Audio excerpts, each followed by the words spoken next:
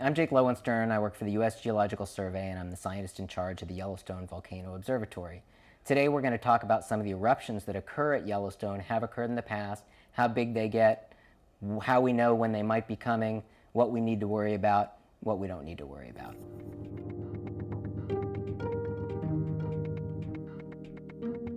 The last one of these mammoth eruptions, so-called super eruption, was 640,000 years ago, and that created this green deposit, the Lava Creek Tuff.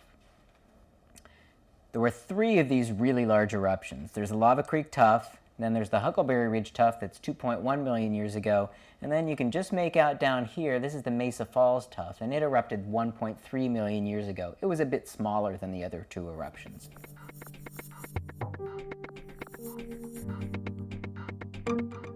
Since the eruption of the Lava Creek Tuff 640,000 years ago, we've had a lot of eruptions within the caldera, probably 80 different eruptions both within the caldera and outside the caldera. Many of them are these really large lava flows. The most recent lava flow was down here on the Pitchstone Plateau 70,000 years ago, and it's a really enormous eruptive unit. These are big eruptions, but they're just within Yellowstone, and they don't appear to be highly explosive. Besides that, we have a number of smaller eruptions that are similar in composition. These are rhyolite lava flows. They're really sticky and gooey and don't move very far from their source, and these are in pink. We also have basalt lavas that are more similar to what gets erupted in Hawaii. It's more rapid moving material, and they're found out here outside the caldera and then out in the area to the east as well. One of the reasons that we know that Yellowstone still has an active magma system, other than the fact that there's so much heat coming out, is the fact that we never see these basalt lavas actually making it out of the caldera. And that's because it's denser than the rhyolite, and it's also relatively, it can't penetrate through this very viscous, sticky, and less dense material. And as a result, it just ponds beneath the rhyolite magma chamber, and it loses its heat to the rhyolite. When you're outside the caldera, the rocks are cooler, and there isn't any rhyolite, and the basalt can just create cracks and come up and make it to the surface.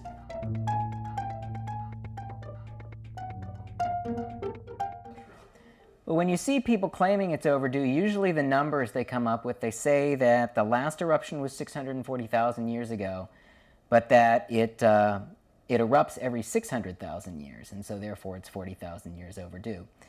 But in fact, if you average the eruption intervals, there's 2.1 million to 1.3 million, and then there was another eruption 640,000 years ago, and you average those numbers, you come up with something that's over 700,000 years. And so in reality, even if you tried to make this argument, it wouldn't be overdue for another 70,000 years or so. But the other thing that is important to realize is that when anybody does statistics based on two eruptive intervals, they're just kind of playing games, because we don't know. There's no clock down there. The magma is going to erupt when it wants to erupt. There's been a lot of things that have happened over the last 600,000 years that might indicate there's less likely of an eruption. For example, about 500 or 600 cubic kilometers, or a couple hundred cubic miles, of magma was erupted just in the last 150,000 years. So you might think that that would slow the clock down in terms of the next eruption.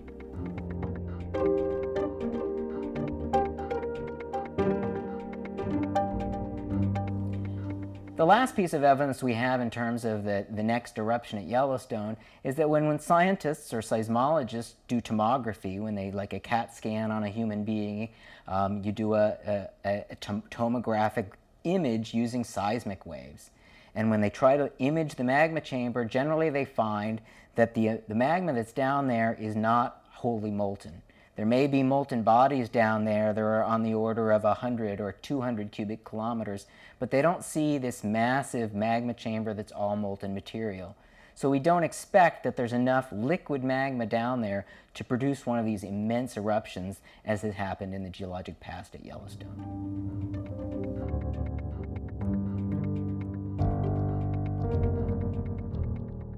Having said that, we don't know everything. It's possible it will erupt. It's possible it'll have small lava flows. It's possible, but not very likely, that it'll have another massive eruption. Ultimately, this is stuff that's happening 4 or 5 miles beneath us, but everything we know seems to indicate that nothing right now is truly unusual. The kinds of activity we see at Yellowstone is the kind that's been going on for the last 100 years, and from our geologic evidence has gone on for thousands of years before then.